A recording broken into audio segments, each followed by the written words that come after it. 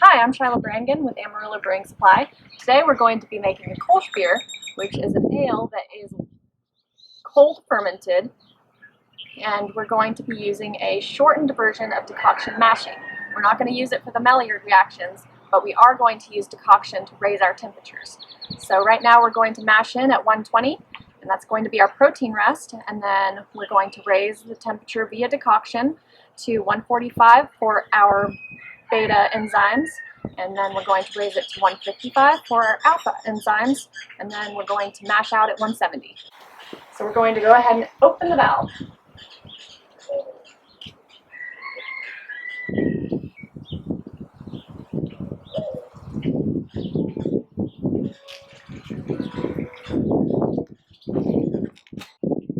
So we have our water in there. We're going to let this mash for about 20 minutes and just shut the lid.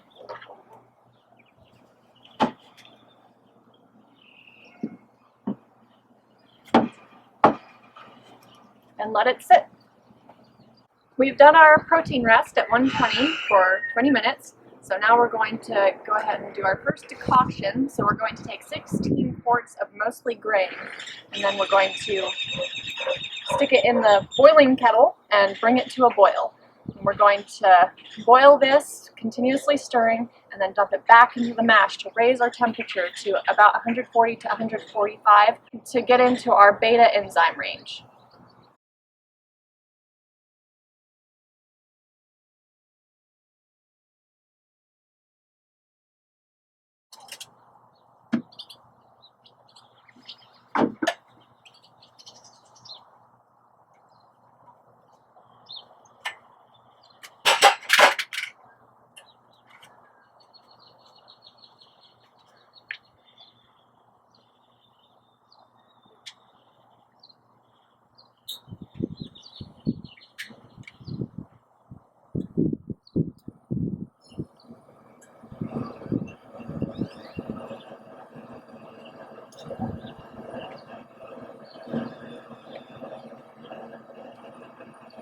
Okay, and as soon as you see the boil, you're going to quit and dump this back into your mash tun.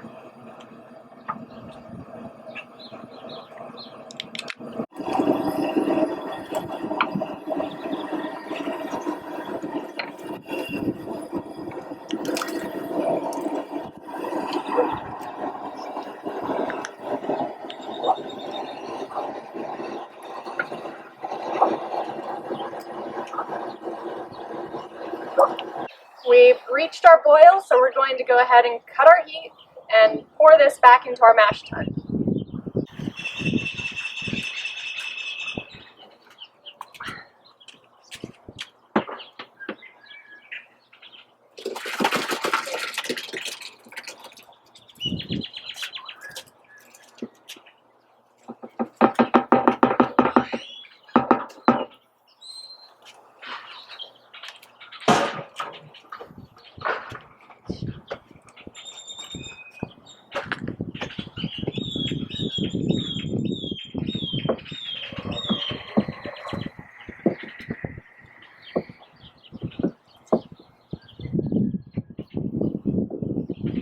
Should have raised it to about 145. If it's lower than that, we'll go ahead and do another decoction and get it raised a little bit more. We've hit 145, so we're going to go ahead and let this sit for 20 minutes for our beta enzyme, and we'll come back and do a second decoction to get it up to 155. Alright, we're done with our beta enzymes, so we're going to go ahead and do a second decoction with about 7 quarts of grain, and we're going to raise our temperature to 155 to activate our alpha enzymes.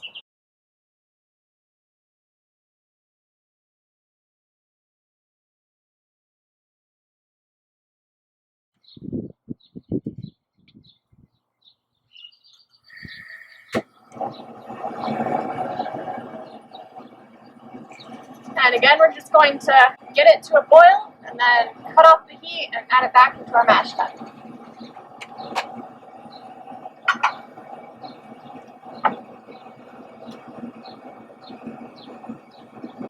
Be sure to constantly stir so you don't scorch the bottom of your pot. And of course, don't scorch the grains.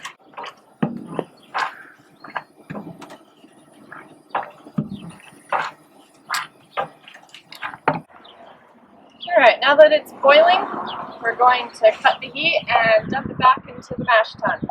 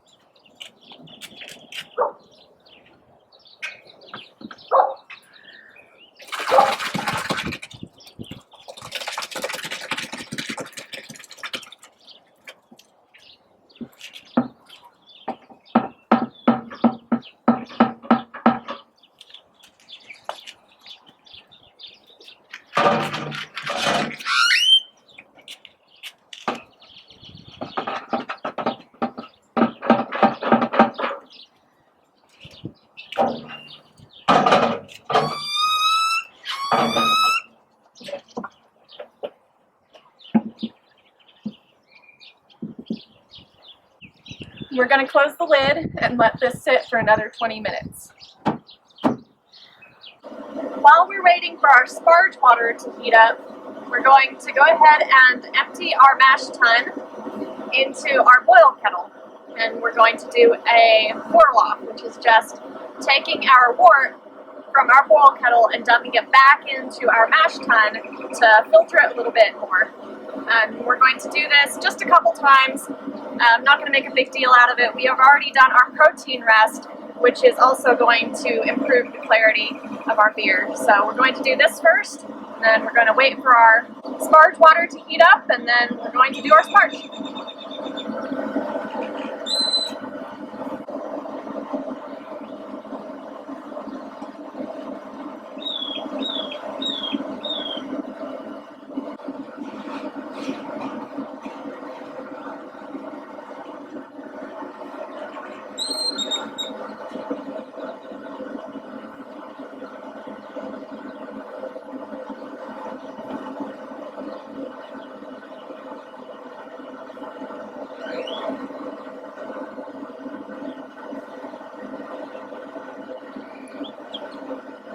I'm going to pour this back in as gently as possible so we don't disturb the grain bed.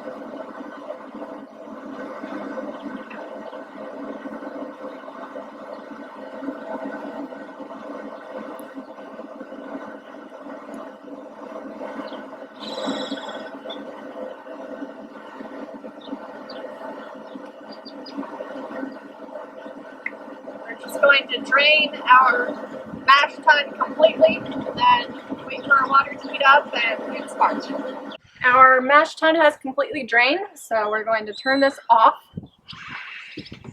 open it back up. Our water is at temp at 170, a little higher than 170.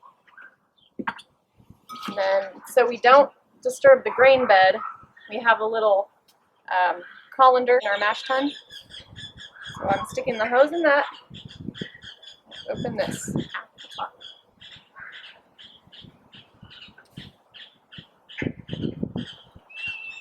And we'll fill it up with 5-ish gallons of water.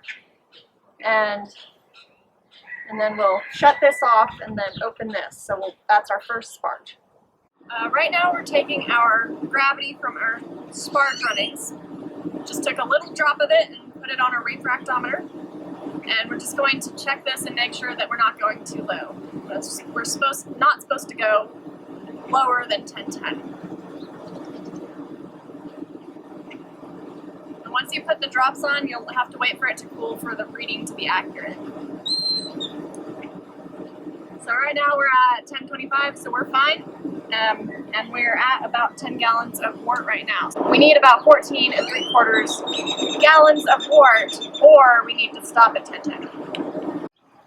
I've taken the runoff from the mash tun, the very last runoff, and stuck it in my refractometer. We're going to take a gravity sample. We have the exact amount of wort we want in our boil kettle. So let's see what the gravity is.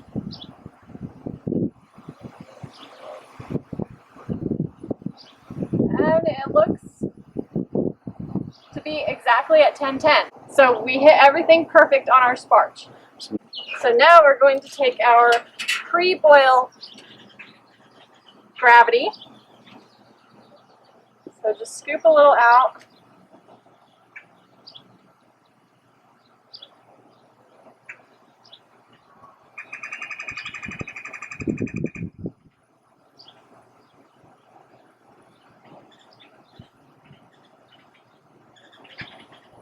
Our pre-boil gravity is supposed to be 1035.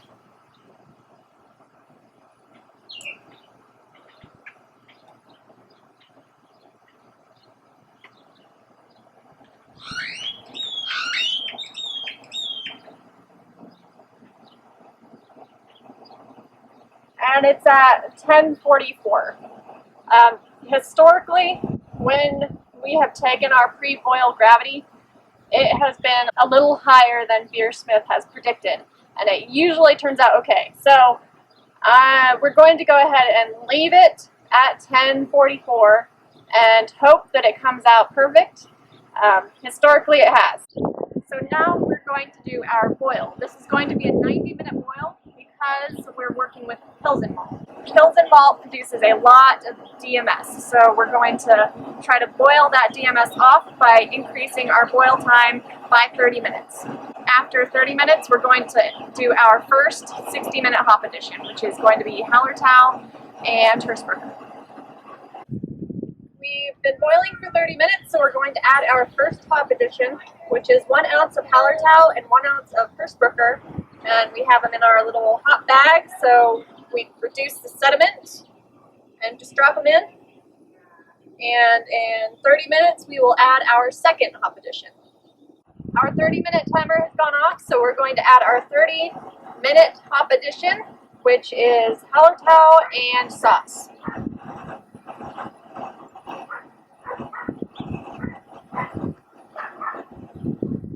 So now we're going to boil this for 30 minutes, and then we're going to shut off our heat and cool it down. And now we're going to stick our wort chiller in at the last 10 minutes so we can sterilize our wort chiller with the boil.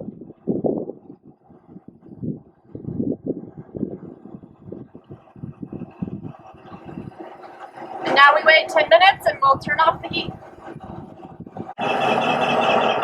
We've reached the end of our boil, so we're going to go ahead and turn off the heat and turn on our wort chiller.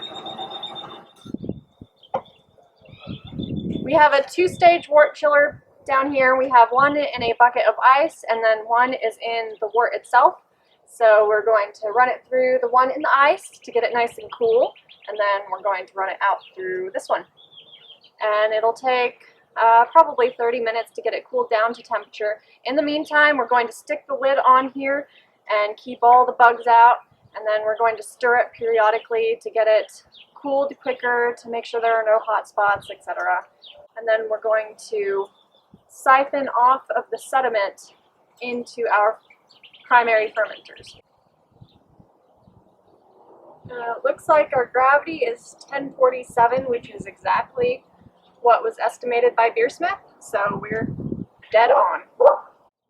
Thank you for watching. I'm Shiloh Branigan with Amarillo Brewing Supply. Please be sure to check out our Facebook page at facebook.com/Amarillo Brewing Supply, and please be sure to subscribe to our channel.